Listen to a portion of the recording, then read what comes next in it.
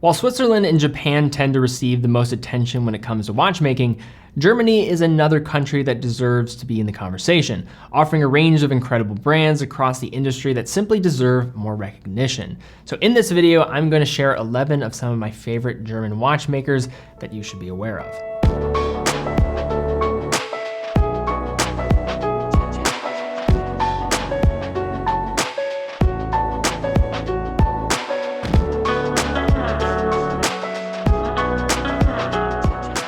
So this is going to be a rather comprehensive list. However, I'm not going to be able to cover every German brand, and I would recommend if you want even additional German brands to take a look at, I have a list of 10 additional German brands that are not covered in this video, and a link in the description down below, full article talking about pretty much every German brand that you need to know, looking at some more eclectic choices as well. So if you want to get more into the weeds, check out that link in the description. In terms of how we'll organize this video, we'll start at looking at more attainable brands in the industry, with brands that tend to offer less expensive timepieces, then work our way up from there. We'll discuss some history, talk about the ownership structure, and then share some more information about popular models or iconic models from each brand that you should familiarize yourself with. To begin our list here, we have a set of Pilot Flieger watch brands, first with Leuco. Leuco began life as Locker & Co. in 1925 in Pforzheim, and the brand has been sold more than once, but currently operates as an independent and is best known for being one of the original 5 brands contacted to produce Flieger watches for pilots for the Luftwaffe in World War II, alongside a Lange & Söhne, Stova, IWC, and Vempi. Leuco is still an excellent source for Flieger watches from the more affordable Augsburg and Aachen at around $400, thanks to a Japanese movement from Miyota on the inside, up to their Swiss-powered options like the Heidelberg, which comes in just north of $1,000.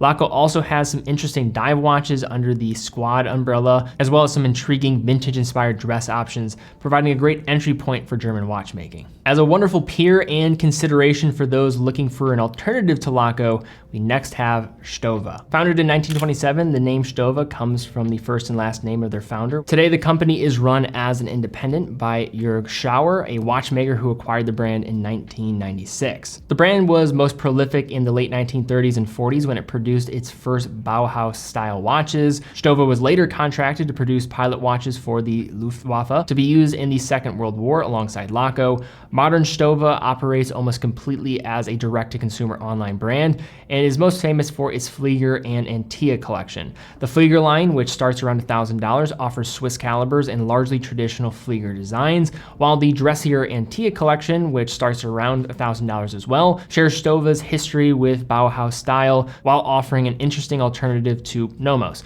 a brand we'll certainly touch on in a bit. Now next up here we have the brand Damasco, founded in 1994 by Conrad Damasco. Damasco utilized the owner's background with material engineering for aerospace applications and developing highly durable timepieces. In fact, up to 2002, Damasco was actually the supplier of hardened watch cases to Zinon, a brand that has developed a storied reputation around this idea, and a brand certainly to mention here shortly.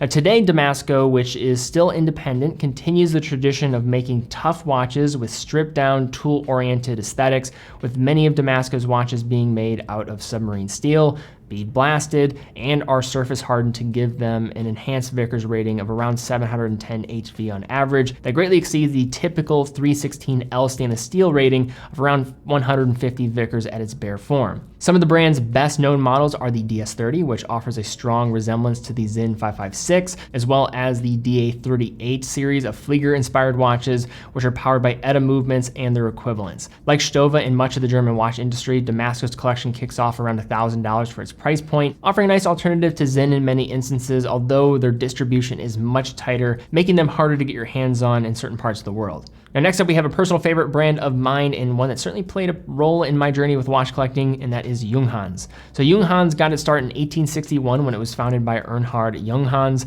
In the brand's earliest years, it was focused on producing primarily clocks. In fact, in 1903, their annual production of clocks eclipsed 3 million, making it roughly the largest clock manufacturer in the world at the time based on production. It was only in the 1930s that Junghans made its first wristwatch, a move that would very much be the impetus for much of their relevance during the 20th century, most notably their collaborations with Swiss designer and former Bauhaus school student Max Bill. As a disciple of the Bauhaus style, Max Bill first designed a popular wall clock for the brand and then was asked to follow up in creating a wristwatch in the 1960s with the Max Bill wristwatch.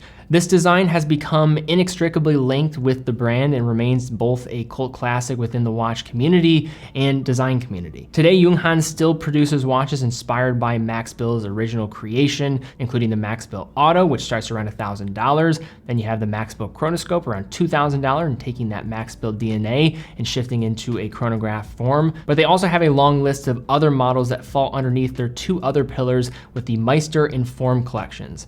While it's not a source for rugged or tool style watches that you'll see with many of the rest of the list, and so far, they are great German minimalist style watches with legitimate heritage in a well-made package. And it's one of those brands that if the design speaks to you, it really does speak to you. Now next up here we have Müller Glashütte. And while Müller Glashütte is by any metric an older watchmaker with roots dating back to 1869, the brand didn't actually start producing wristwatches until 1996. Impressively, MG has been owned by the same family for its entire existence, going multiple generations. In its early years, MG made speedometers for motorcycles, dashboard instruments for automobiles, including the likes of BMW, and onboard timers for military planes and marine chronometers. Kicking off the wristwatch collection in 1996, it was a watch produced at the request of one of their clients that were looking for a robust watch to wear aboard their ships. From there, Müller developed a similar reputation in the world of wristwatches that they had developed in creating time instruments over the past century, making purpose-built products being capable of withstanding the most taxing environments. A great example of this is one of their best-known models, the German Maritime Search and Rescue service watch, the SAR Rescue Timer, which is priced around $2,500 and is still in use today by seagoing service members and is easily recognized with its rubber bezel and hooded lugs. Yet similar to other brands mentioned on this list, their collection starts around $1,000 and has models such as their everyday yet eccentric Panova and their TerraSport models that follow that Fleer design. Next up here, we have the brand Todoma, and this is a really interesting one. So Todoma was formed in 1927 by Dr. Ernst Kurz through a merger of two smaller watchmaking companies and is still family owned and operated and based in Glashütte alongside other German watchmaking giants. In the early years, Todoma developed a reputation for producing capable watches for civilian and military pilots, even supplying to the German Air Force in World War II with purpose-built dual-pusher pilot chronographs in contrast to the time-only Flieger watches from the Big Five that you tend to hear about more. The modern Todoma collection is almost a story of two brands. In some ways, they resemble utilitarian watch offerings from Zinon and Damasco with their own twist, and then on the other side, they have their additional higher-end watchmaking in collections like their Patria, where they showcase their manufacturer calibers. This is a brand that is really unique in the German landscape in terms of watchmaking and one to definitely take a closer look at. Now, for many enthusiasts on the more affordable side of things in German watchmaking, Zinon is about as good as it gets and is a brand I truly love. Now, Zinon was founded in 1961 by former German military pilot Helmut Zinn. Unlike most of its German counterparts, Zinon was founded in Frankfurt and still operates there today as an independent brand, producing a wide range of tool-oriented watches to suit a variety of different use cases. Zinn's prices have gone up in recent years, making their status of being unquestionable bargains a little harder to claim today. However, they still are some of the best German watches you can find for the money. Models such as their beloved 556, a model I'm wearing on my wrist right now, the 856, the 104, 105, are just perfect everyday watches with simplicity, with some pilot watch details. And then you have the robust dive watches such as the U50, the U1, that have remained enthusiast heartthrobs for those that can't get enough of their unabashed purpose-built nature with the reliable Swiss, ETA, or Solida movements on the inside, finally regulated by the brand. Next up here, we have another favorite of mine with Nomos. Nomos was founded in 1990, just 2 months after the fall of the Berlin Wall, and Nomos has, in a short span of 30 years, risen to become one of the most popular independent brands in the world of watchmaking from its home base in Glashütte. For its price point that starts around $1,500 with the Club collection, Nomos impressively offers in-house constructed calibers for its entire collection, starting with the Alpha Manual, essentially a Nomos version of the Pazoo 7001, an answer to the hand-wound caliber that was becoming increasingly difficult to source effectively. Now Nomos produces over a dozen capable in-house manual and automatic movements, their own escapements, while still being best known for Bauhaus-inspired time-only watches like the Tangente, the Ludwig, and Orion. In addition to those pillars, Nomos also has intriguing sportier watches like the Ahoy, as well as a range of elevated automatic watches, including the Tangente Neomatic 41 Update, priced around $4,000 with its unique date display at the dial's periphery, and Metro Power Reserve with its unique take on the Power Reserve complication with its open aperture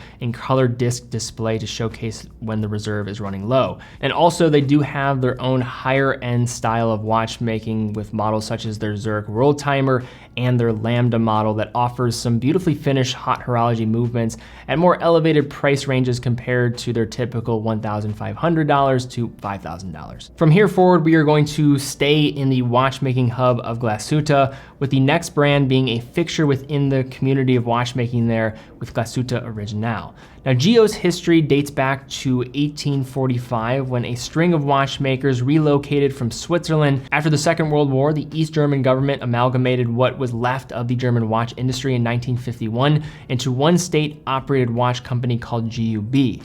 After the fall of the Berlin Wall, what was left of the GOB eventually officially became what we now know today as Glashütte Original in 1994. Since then, the brand, which is currently owned by the Swatch Group, has become a true luxury watchmaker with its own collection of manufactured movements and an emphasis on artisanal watchmaking. Some of the best known models from the brand are their 60s dress watch collection that starts around $6,000, the Pano collection, including the Panamatic Lunar and the CQ, the brand's luxury dive watch, both of which come in around $10,000. For me, GO is home to some of the best-in-class finishing for the price point, with the Pano collection offering a great example of this and still doesn't really get the attention it deserves, and in many cases living under the shadow of and drawing comparison to our next brand here. For many, A. Lange & Söhne is the pinnacle of German watchmaking, serving in many respects as a German Patek Philippe in terms of its position within the industry.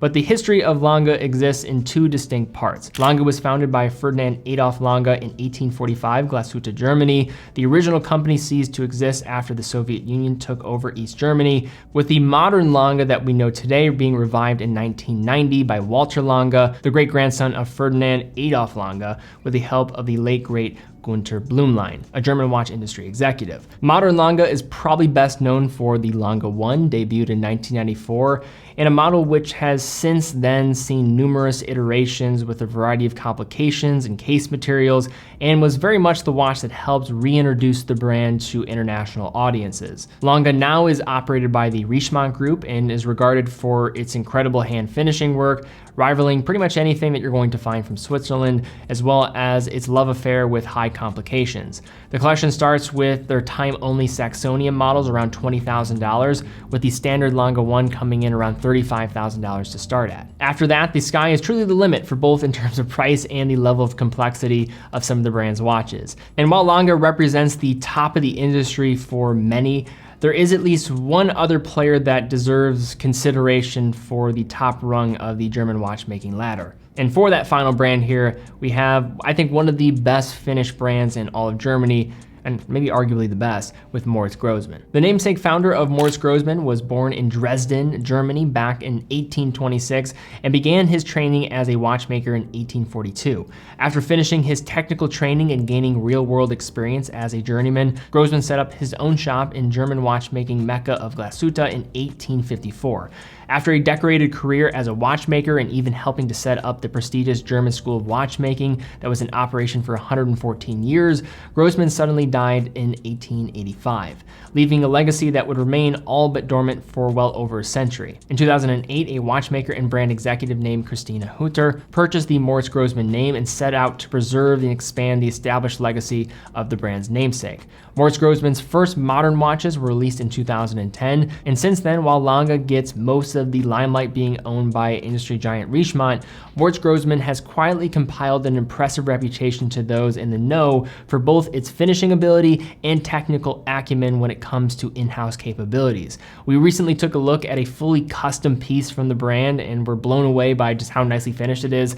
Really was excited to showcase the watch, and it's going to rival pretty much anything you're going to find from Germany. With price points starting around $30,000, it's not a brand for everybody, but one to know for those who appreciate real handmade watchmaking. But all right, guys, that is my list of looking at 11 key German brands, some of my favorites and ones that I think you should be familiar with. I wasn't able to go over all of them, but if you want even more, I will link to that article down below. But if you found this video helpful, if you like these style of videos, please give it a thumbs up, subscribe, and hit the bell icon. Any encouragement in the comments is also helpful. If you want us to do more of this, we can kind of do something similar with different countries around the globe. I think you could, of course, do something with Switzerland. That would be a longer video. I'm just kind of dreading going through that one. That's going to be a long one. Or we can move over to Japan, as that's another great place to look. But there's a lot of great watchmaking all around the globe. So if that's something of interest, definitely let me know in the comments down below. Also, definitely check out TeddyBaldassarre.com, full authorized dealer of 30 brands, quick and fast fulfillment, dedicated customer support, and a full factory warranty for all the brands that we offer.